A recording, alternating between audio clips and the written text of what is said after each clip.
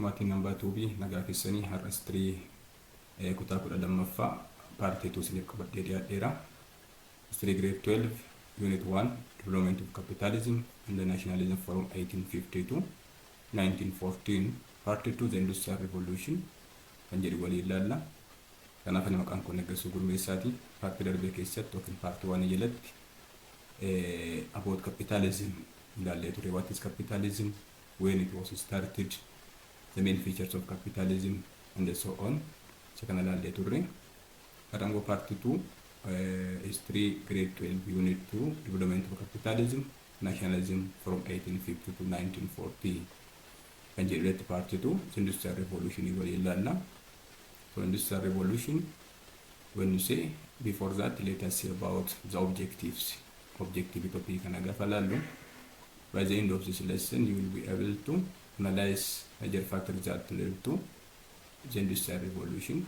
Kanaaf sababa industrial revolution kan ta'an tokko tokko ilaalla. Examine the social and the political results of industrial revolution, and finally note the global socio-economic changes during 1850 to 1914 jedhu ilaalla waan ta'eef. So industrial revolution, when we say what industrial revolution mean, industrial revolution was the first establishment of industrial capitalism in any country. Industrial revolution gaafa jennu jalqaba yookiin warraaqsa industirii gaafa jennu jalqabamu industrial capitalism biyyoota kam keessatti iyyuu kun maal jedhama? Industrial revolution. As now, what is revolution mean? Radical change or rapid change is expansion of industry in any country is known as industrial revolution. Kanaaf industrial revolution gaafa jennu jalqabbii isaati, the first establishment of industrial capitalism in any country is in short called industrial revolution. So it took place in Britain in the period between 1750 or 1870 and 1850. Kanaaf kan jalqabes, as you know, capitalism was started in Great Britain. The same as true, industrial revolution also started in Great Britain between 1750 or 1780 and 1850s. Kanaaf akkuma yoo darbe ilaalle keessatti Britain bakka jalqabam capitalismiiti jenne. Akkasumas Britain was the center of industrial revolution. Keessaayyuu naannoo bara 1750 bara 1780 1850 gidduu kan jiru the beginning of industrial revolution. Kanaaf by the 1850 Britain was already major industrial states. Major industrial state taateetti industirii isheetti kan guddate matured kan ta'e naannoo bara 1850 keessaati. Kanaaf at that time what happened, what make Britain the center of industrial revolution, because of different witnesses of industrial revolution, industrial development is that its major industries and the transport system had been transformed by machinery and steam power. This is the indicator of industrial revolution in Britain around 1850s. Kanaaf naannoo bara 1850 keessa agarsiiftuu guddina industirii kan agarsiisu transport system kan jennuun kun machinery dhaaf steam power dhaan bakka bu'udha Britain keessatti waan ta'eef. Steam power mean especially the new source of power during the industrial revolution. Again, machinery mean somewhat which replaced simple hand machines, or what we can say when one thing is made or used hand tools replaced by machinery. This indicates the industrial revolution in Great Britain around 1850. Industrial revolution means, in other words, industrial revolution means industrial production in major industries was transformed so far that greater and cheap production was possible than ever before. This is also another indicator of industrial revolution. Tambaram aggressive to industrial revolution can determine transformation. Transformation, especially greater and cheap production was possible. Kanaaf ammi oomisha dabaleera, gatiin oomisha immoo gadi bu'eera waan ta'eef kun immoo maal agarsiisa? The outcome of industrial revolution in different world history, this means or world countries, especially in Great Britain and others. Kanaaf agarsiiftuu kan ta'an outcome isa kan ta'e greater transformation and the cheap production was the main feature ever before. Duraatiin alatti kan tolessa kanaadha. This cheap mass production was achieved by interconnecting organizational and technological changes. Kanafiyyuu what made possible the cheap mass production because of two important reasons, because of organizational change and technological changes. Kanaaf guddinni lamaan kun wal qunnamuu isaati. Organizational gaafa jennu the factory owners planted machineries, the workers also employed there. In that the factories, this indicates organizational change. Technological change means innovations, that means development, the use of machineries. These were the two important centers of industrial revolution. What made the cheap mass production because of these two important reasons. This development is interconnected. Kanaaf guddinni kullaa walitti dhufuu isaaniiti. That means organizational change and the technological changes interconnected. So this organizational technological changes were at the heart of industrial revolution. Kanaaf handhuura industrial revolution kan ta'e warreen kun lamaan walitti dhufuu isaaniiti. Organizational change maal akka ta'e ilaalleedha. Technological changes kan jennu guddina teknooloojiidhaa fi gurmaa'insi jiraachuu isaati. Hojjettoonni warshaa keessatti gurmaa'anii hojjechuun isaanii abbootiin qabeenyaa immoo warshaa dhabuun isaanii maal fide? Organizational change fide. Teknooloojiin haaraa hojii irra ooluun isaa technological change fide waan ta'eef this indicates the heart of industrial revolution which made industrial revolution possible and the cheap mass production also possible because of these two important reasons. Third way was change from dispersed production and a small unit under the old plant out system to new factory system of industrial revolution. This also another development. Dispersed kan adda faca'ee kan ture gar tokkotti dhufuu isaati. In a small unit under the old putting out system, especially before the industrial revolution, the societies used their hands at their home. This indicates dispersed production in a small unit under the old putting out system. Now new factory system also introduced. This also radical change during industrial revolution. So under the new factory system, industrial production was concentrated in large units, SIU. During the new factory system, namni karraa oomishuurraa harkaan oomishuurraa gara factory yookiin immoo warshaa keessa hojjechuu jalqabeera. Factory system developed due to industrial revolution. In this case, advantage concentration in large unit concentrated in some areas. That means factories which employed many workers in each factory also. What we can say organizational change. Kanaaf hojjettoonni baay'een gara shartii dhufanii hojjechuun isaanii maalidha kun organizational change jedhamni kun. Kanaaf what made industrial revolution possible, cheap mass production also possible during that period. Industrial capitalists owned the factory and they built the machinery in the factories.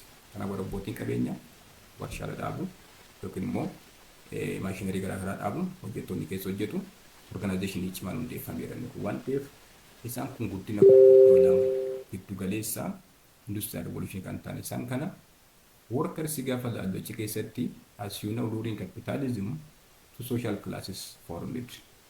The first, the proletariat under the bourgeoisie. So under the upper class was the bourgeoisie. Under the bourgeoisie there were workers. Kanaaf workers gara gadiitti kan argaman, bourgeoisie gara walitti kan argaman. Walumaa galatti industrial revolution or capitalism kuni hawaasti gosti lama kuumuuf gahee guddaa taphateera. Kanaaf two antagonistic social classes formed due to the industrial revolution or capitalism. The bourgeoisie was the capitalists, the upper class, the dominant, the owners, our planted machineries, and others. Again, under them there were workers. The workers in factories owned only the labor, power which they sold to the factory owner for money wage. Kanaaf hojjettoonni kun immoo negative consequences qaba, industrial positive consequences qaba. Keessaayyuu kan baay'ee dararaman hojjettoonni kun maal qabu? Labor power qofa qabu, humna isaanii qofa kan isaan qaban. Humna kana immoo abbootii qabeenyaatti yookiin abbootii warshaatti gurguratanii qarshii argachuuf isaan gargaara waan ta'eef kanaaf the wage workers in factories were hard and sometimes dismissed. That means the drawback of industrial revolution or the development of factory system. Kanaaf hojjettoonni baay'een isaanii yeroo kan ni qacaramu yookiin ni mindeeffamu yeroo kan immoo dismissed ta'u. Attamitti at the will of industrial capitalist. Kanaaf warra abbootii qabeenyaa akka fedhanitti ni qacaruu ni balleessu waan ta'eef inni kuni the negative consequence of industrial revolution on workers. Again, the advantage for the factory owners. Yes, factory system meaning warroota abbaa qabeenyaa kanaaf advantage olaanaa qaba. So what is the advantage for factory system for the factory owners? It was more productive kan ta'edha. Humna oomishuu danda'aniiru. Harkaan oomishuu irraa gara factory yookiin machinery itti fayyadamuu jalqabaniiru waan ta'eef this somewhat also made possible more production. So more productive. That means it enabled far more production in a given time at lower unit cost. Kanaaf factory owners kun yookiin factory system kun yeroo gabaabaa keessatti baasii xiqqaadhaan oomishti guddaan akka oomishamuuf gahee guddaa taphateera waan ta'eef kanaaf it is advantage for the factory owners that mean more productive one. Tokkosa kana the second more profitable. Keessaa yoo warroottuun abbootii qabeenyaa bu'aa baay'ee buufataniiru. So more profitable that will provide that the goods which were produced could be sold. This advantage for the factory owners during industrial revolution. So positive advantage in sanni kan biraa warra abbootii qabeenyaatii fi bu'aa baay'ee argatu profitable waan inni kun. Kanaaf isa kana kanaaf by the 1850 the factory system was dominant in major industries in Britain. Kanaaf factory system kun naannoo bara 1850 keessatti everything keessatti maayidha dominant kan ta'e keessaayyuu dinagdee guddaa yookiin immoo seektara guddaa ta'e kan inni beekamu waan ta'eef isa kana machines in factories replaced or complemented work done by hand with human strength and skill. Keessaayyuu the outcome of industrial revolution the change brought to important changes. Working place changed, against the way of production, method of production also changed. That means in the factories, especially the factory or machines replaced in the place of labor. They began to use what we can say machineries. So the workers also ignored producing at home and they went to factories to get a job at that time. This indicates place of work changed. Again, the using hand manuals or what we can say man labor also replaced by machineries. Because of this mode of production as well as place working place changed. So machines in factories replaced or complemented work done by hand with human strength and skill. This means the outcome of industrial revolution. Kanaaf harkaan hojjechuu nafe manatti hojjechuu nafe namni gara warshaa dhaqee maashinii hojjechuu jalqabe waan ta'eef kun humna namaa bisaa deema. Human strength and skill kun akka gahee guddaa taphateera. Kanaaf industrial revolution took machinery as stage further, not hand or man labor. Labor they began to use machines. Kanaaf bakka guddaa kan qabu industrial revolution keessatti maal jechuudha? Maashiniidhaan hojjechuudha waan ta'eef inni kun isa guddaadha. There were more machines of new types and they were more complex and larger. Kanaaf industrial revolution keessatti maashiniiwwan haaraan argamuu jalqabanii isaan kun immoo guddaadhas complex kan ta'an. Kanaaf yeroo baay'ee negative illee qaba kun. New types that mean new for the workers.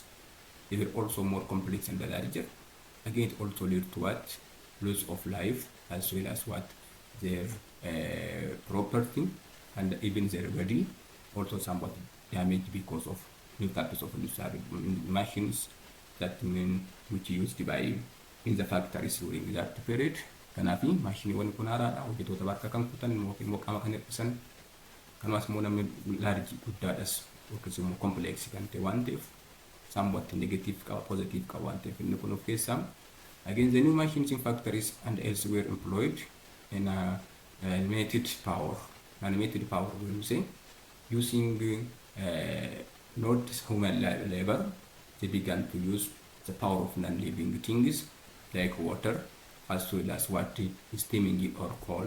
Kanaaf harkaan hojjechuudha humna lubbuu dhabeeyyiidhaan socho'uu jalqabe waan ta'eef kanaaf inni kun maal jedhama? The use of inanimate power also another main feature of industrial revolution. So new machines in factories maaliin bakka bu'an jechuudha humna namaatiin miti humna namaa kan hin ta'e lubbuu dhabeeyyiin socho'uu jalqabu waan ta'eef Kanaaf inanimated power from water and from wind has been used since the Middle Age, or in the case of sailing ship since ancient times, not new. Kanaaf humna lubbuu qabeeyyii fayyadamuun durirraa bara giddu galeessaarraa yookiin immoo bidiruutiin sochoosuudhaaf in ancient time during ancient civilization illee jira waan ta'eef kanaaf it is more used during industrial revolution. Finally, during industrial revolution there was change, development. That development mean new form of power also came into use. This new form of power used known as steam power. Steam power gaafa jennu humna yookiin immoo humna hurkaati. Ho'iinsi hurki kuni gara enerjiitti yookiin immoo annisaatti jijjiirame maashinii sochoosuu jalqaba waan ta'eef development of industrial revolution mean the emergence was the use of what new form of power, source of power. That mean steam power was a new form of power came into use during the industrial revolution. The heat to generate steam came from burning coal. Kanaaf gaafa cilee gubatu maaltu dhufa jechuudha hurki kun yookiin immoo annisaan kun generate gochuu jalqaba waan ta'eef ho'arraa kan ka'e. Kanaaf inni kun yeroo baay'ee keessatti beekama biyya Britain keessatti jalqaba. So which in Britain was cheap and abundant. Kanaaf maal jedhe jalqaba industrial revolution started in Great Britain because of different reasons. From that reasons, the first coal was somewhat cheap and abundant in Britain than other European countries at that time because of the industrial revolution started or developed more in Great Britain around the 19th century. Kanaan booddeetu maaltu dhufe steam engine kan eewutu argate. Who invented steam engine? Steam engine also started invented by two important personalities. The first person called Newcomen and the second person James Watt. Kanaaf steam engine kan hojjetanii namoota lamaan kana hurkaan bishaan yookiin immoo bishaan erga ho'ee hurkatee jijjiirame inni kun immoo annisaatti akka dhufuuf engine yookiin immoo motora kana kan argatan namoota kana lamaan. Newcomen kan jedhamu the first commercially viable steam engine was constructed by Newcomen around 1705 or 1709, but also used only in mining. Kanaaf kan inni hojiirra oole kunis keessatti albuuda baasuu qofa keessatti namni jalqaba kan argateedha. Newcomen nama jedhamudha. Namni lammaffaan immoo James Wattidha.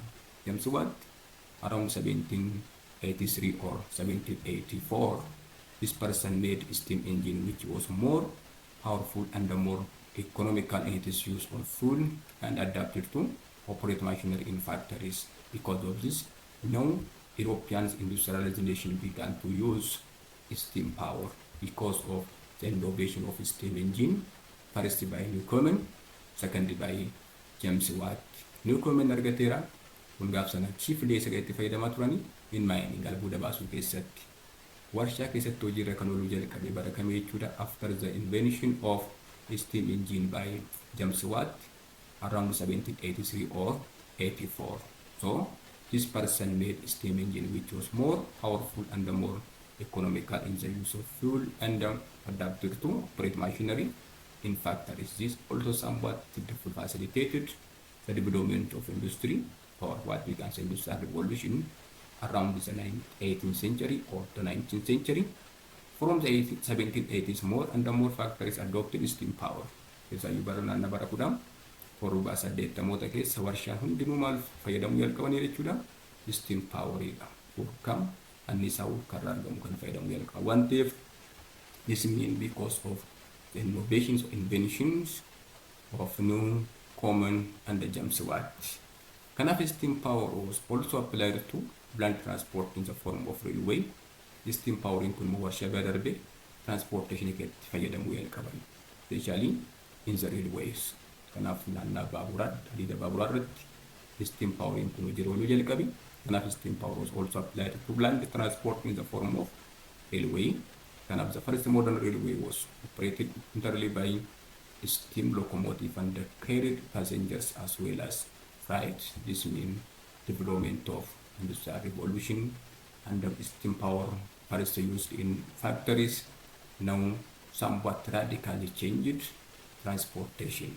Keessaayyuu warreen kun railway kan jennuun kun passengers yookiin immoo imaltoota fe'uudhaan meeshaa garaagaraa fe'uun bakkee bakkee socho'uu jalqabe waan ta'eef the first modern railway can be operated by the steam locomotive and carried passengers as well as freight. This means the development or inventions or innovations which made industrial revolution somewhat possible. SIU Liverpool and the Manchester Railway was opened in 1830s. SIU magaalota kan akka Liverpoolidhaa fi kan akka Manchester jedhaman keessatti hanga bara 1780 keessatti railwayin baay'inaan ijaaramaniiru yookiin immoo adeemni baaburaa ijaaramaniiru.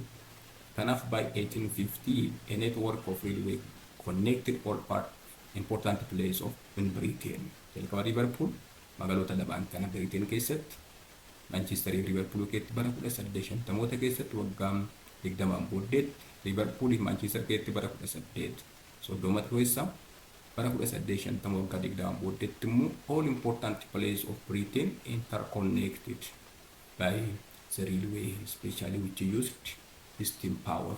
This means industrial revolution also transformed transportation in Great Britain. This one is the most important issue. Now let us about the political and the socio-economic consequence of industrial revolution. Industrial revolution in political consequence qaba, economic and the social consequence illee qaba. So political and the socio-economic consequence of industrial revolution.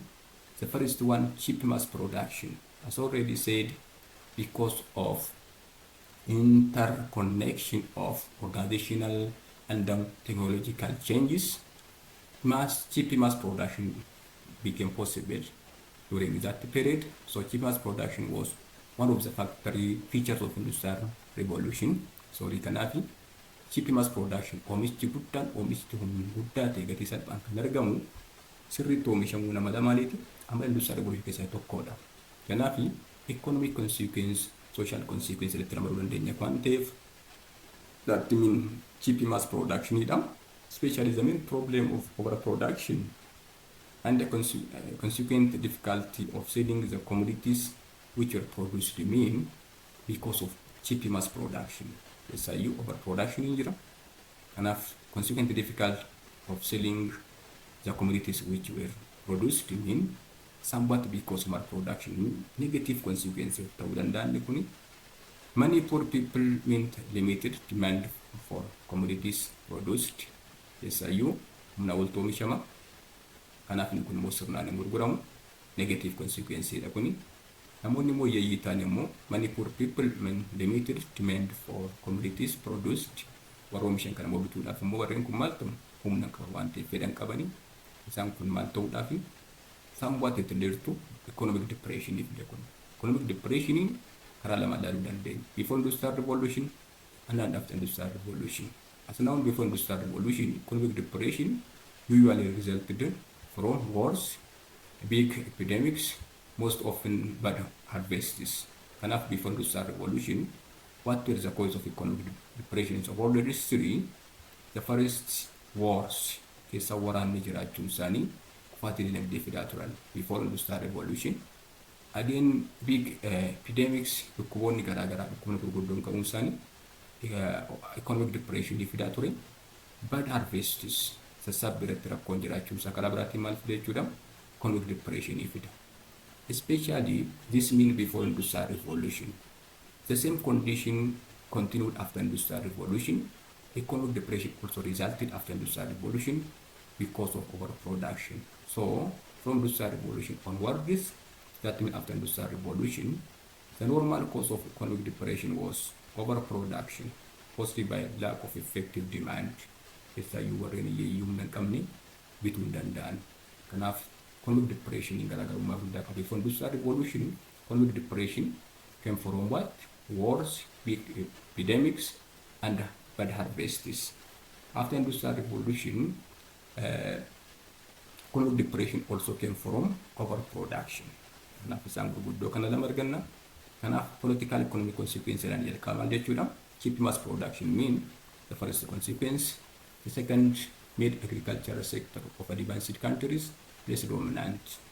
Before industrial revolution, especially under part 1, we have discussed that before industrial capitalism, The dominant economic system in Europe was feudalism.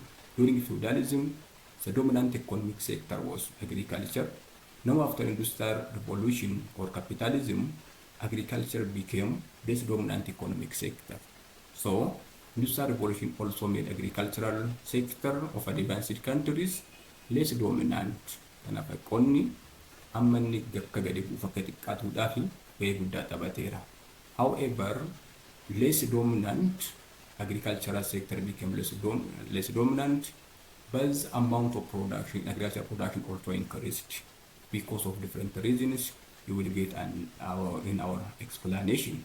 Kanaaf sector ganna gara gadiitti kanaaf agricultural production kun sectorin kun hammi isaa gadi bu'aa xiqqaachaa deemeera.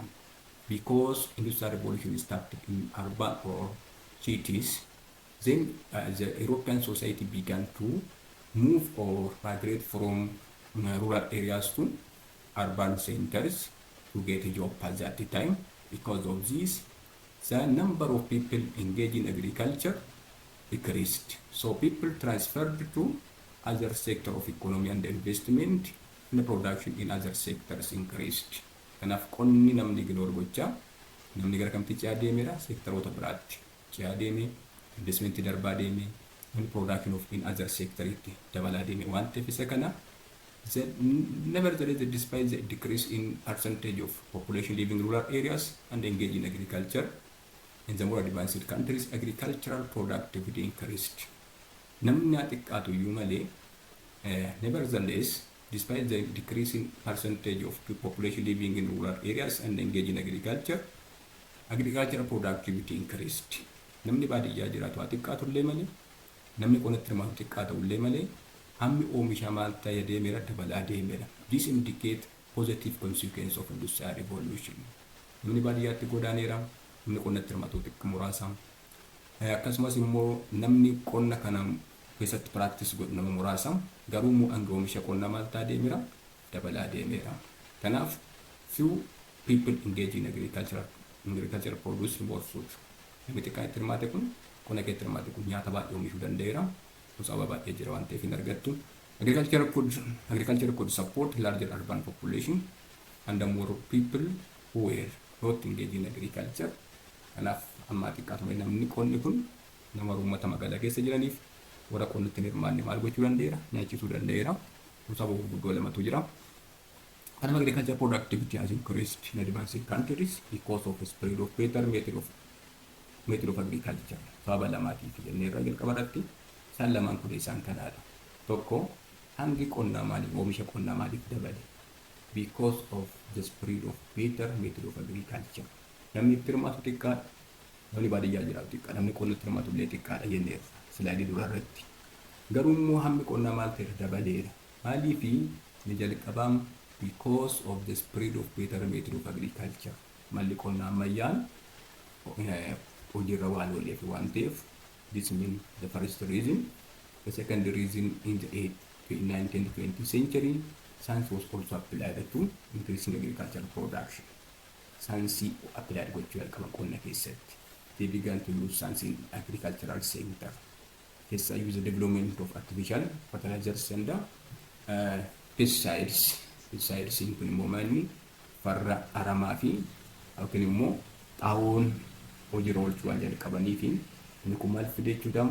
Agricultural production increased, and nevertheless, the number of people engaged in agriculture decreased. This means another consequence of industrial revolution. The third accelerated shift from countryside to towns and the cities. And after the political and the socio-economic consequence of industrial revolution is the accelerated shift from countryside to towns and the cities. As already said, with the beginning of industrial revolution, Europeans ignored agriculture in rural areas. They began to move into urban centers to get a job in factories. Before industrial capitalism, the dominant economic system was feudalism. Under that, Europeans also dominated by landlords. Now they began to retreat from the bad condition under the feudal lords, and they began to move into urban centers to get work or jobs in factories. Because of this, It accelerated the shift from the countryside to towns and the cities. Kanaafuu uummanni magaalaa biriitiin keessa jiraatan dabalaa deemaniiru. Kanaan more productive agriculture could feed this larger urban population. Kana population expanded rapidly in Britain and other industrialized countries of the West because they began to move from countryside to rural areas to towns and the cities. Second, in the nuclear system developed. A nuclear system developed. The development of industrial revolution, two antagonistic social classes were formed. The first, the bourgeois, the second, the proletariat. Akka baratanitti immoo Itoophiyaa keessatti, especially at grade 11, under the feudalism, European society divided into two, upper privileged social class and the lower unprivileged social class. Upper privileged social class consisted landlords, the clergies, kings, and others. And the lower unprivileged social class mean dominantly the serfs or peasants. Italy kan baratan sana, amma more during industrial revolution, the same as true, European society divided into two social classes. Keessayyuu biyyoota industriin guddatan keessatti hawaasni bakka lamatti qoodame, two classes developed, isaan kun dammaqinsa guddaa warra qaban, isaan kun isa bourgeoisie and the proletariat ta'aniiru. Kanaaf in the 19th century, so bourgeoisie became the economical and the political dominant class, replacing the centuries-long domination of land-owning nobility that mean during feudalism. Bara feudalism keessatti dominant class kan ta'a warra kamidha? Warra landlords jennuun kana yookiin immoo the nobility warra jennuun kana. During industrial revolution, dominant politically and economically the dominant class warra ta'an kamidha? The bourgeoisie. Bourgeoisie mean the factory owners jechuudha. Under the bourgeoisie, we have also there were proletariat. Proletariat in working class. Working class when you say the workers in factories. Warra warshaa keessatti humna isaanii gurguratanii jiraatan. Kanaafi industrial revolution kun society bakka lamatti akka qoodamuuf gahee guddaa taphateera. The bourgeoisie, upper class, proletariat, the lower class. Proletariat when you say the working class mean the workers mean they had always been wage workers, but they were now more numerous and were more and more concentrated in large factories, especially in towns and cities. But insaan illee guddachaa deeme gara magaalaa keetti walitti qabamaa deema waan ta'eef kun maratti maal fideera? Socialism akka jalqabuuf gahee guddaa taphateera. So as industrial revolution developed, industrial proletariat also emerged. That means working class workers. Again, proletariat became more conscious of its self as a class and more conscious that it is interests were different from and antagonistic to the bourgeoisie. Kanaaf dammaqoo kan ta'ani jarreen kun fedhiin isaanii fedhii warra bourgeoisie jennuun kanaadha. Antagonistic those of the bourgeoisie. Kanaaf industrial proletariat came to provide the mass base for new doctrine of socialism started. Kanaaf society industrial revolution kun karaa biraatiin maal fide jechuudha? New doctrine replacing the place of the old doctrine, what we can say capitalism. Capitalism means the ideology, especially before the beginning of industrial revolution. Now with the development of social, that means proletariat, new doctrine also emerged. That doctrine called socialism.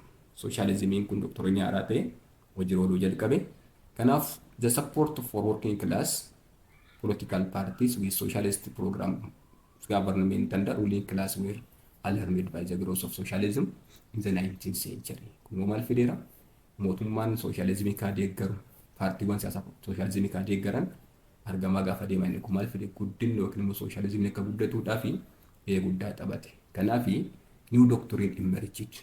The development of industrial revolution, that new doctrine known as socialism. Socialism also emerged or formed because of the formation of the proletariat or the working classes, especially under the bourgeoisie. Kind of socialism became new, what we can say, ideology in the 19th century. The fifth, increased national wealth. Keessaayyuu qabeenya warra biyyoota industrialization ta'anii akka dabaluuf gahee guddaa taphateera. Kanaaf amma oomishaa dabaleera. Gabaatti dhiyeeffatanii gurguratu This leads to increased national wealth of industrialized nation, which industry, technology, and the science were applied to armies and the navies. Kanaaf dinagdeen isaanii guddachaa gaafa deemu humna isaanii teknooloojii qaban warshaa isaanii saayinsii qaban kan namaatti fayyadamuu jalqaban waraana keessattii fi humna galaanaa irratti fayyadamuu jalqaban waan ta'eef this means that all existing gap in power between western state and non-western state became bigger than ever before. So kun immoo maal fide jechuudha gaappii gidduu warra western states that in European countries or what we can say industrialization kan jennuun kana and the non-western states garaagarummaan isaanii maal ta'a deeme dabalamaa deeme waan ta'eef it increased national wealth kun garaagarummaa biyyoota kanadha garee lamaan kana gidduutti westernidhaa fi non-western gidduutti garaagarummaa yookiin immoo gaappiin jiru akka bal'atuudhaaf gahee guddaa taphateera. Kanaaf isaan kun industirii teknooloojii fi saayinsii qaban waraana keessatti humna galaanaa irratti invest gochuu jalqaban waan ta'eef they became dominant. The sixth one, imperialism or colonization, also another outcome of industrial revolution.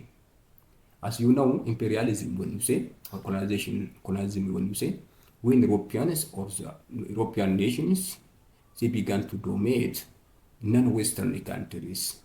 In this case, the growth of industry and the expansion of Western economy in general meant that the Western state became more interested in non-Western areas of the world for two important purposes. The first, as source of raw materials, and as market for export or potential market. Now, industrial revolution development started. That means industry, their economy was developed, and they also produced more production or goods because of industrial revolution. Then Europeans began to search new areas in non-Western countries or areas for two important purposes. The first, for source of raw materials. Madda maaliitii isaaniif madda meeshaalee isaaniif ta'u which used as input in their factories. Again for marketplace. Isa oomishan kan bakka gurguratanii fi lafa barbaadu jalqaban. Kanaaf Europeans increase their interest to get what? To get new areas in non-Western countries for source of material as well as what? For marketplace, for export and potential market. This means the sixth outcome of industrial revolution. And the last one, the seventh and the last, fomenting transport and the communications. Yes, industrial revolution also improved what we can say transportation and the communication. So, steamship, railways, and electric telegraph also developed in 1840s. And the improvement of transport and communication had also tied the world more closely together than ever before. Kanaaf steamshipping kun gaafa inni waan jechuudha dooniiwwan hannisaa hurkaatiin hojjetan railway kanumas immoo maal jedhu bidiruuwwan gaatimiin baaburri hadiida baaburaa ijaaramuunsaa electric telegraphiin guddachuun sana nama 1840 keessatti it improved transport and the communication. This means which tied the world more closely together than ever before. This indicates about industrial revolution. Finally, industrial revolution made economic, social, and cultural changes faster than ever before, so that change became the norm. Kanaaf, walumaa galatti industrial revolution kuni economic change fideera, social and cultural change kun akka ariifatudha faster than ever before. Katobbee guddaa taphateera. Kanaaf har'aaf kan isin qabaadhe kana dhiyaate kana fakkaata. Next topic yeroo ta'an kan waliin ilaallu history grade 12 unit 1 development of capitalism and nationalism from 1850 to 1914. Kanaaf under part 3 we will see about nationalism, the unification of Italy. Kana part 3 irratti yeroo ta'an kan waliin ilaallu nationalism and unification of Italy waliin ilaalla. Kanaaf video crossii tole YouTube hamba subscribe godha warra subscribing goone miseensa YouTube keenya kan taatan immoo video keenya kana share comment gochuudhaan yeroo keessan bira akka ga'u gahee keessan taphadhaa jenna. Galatooma.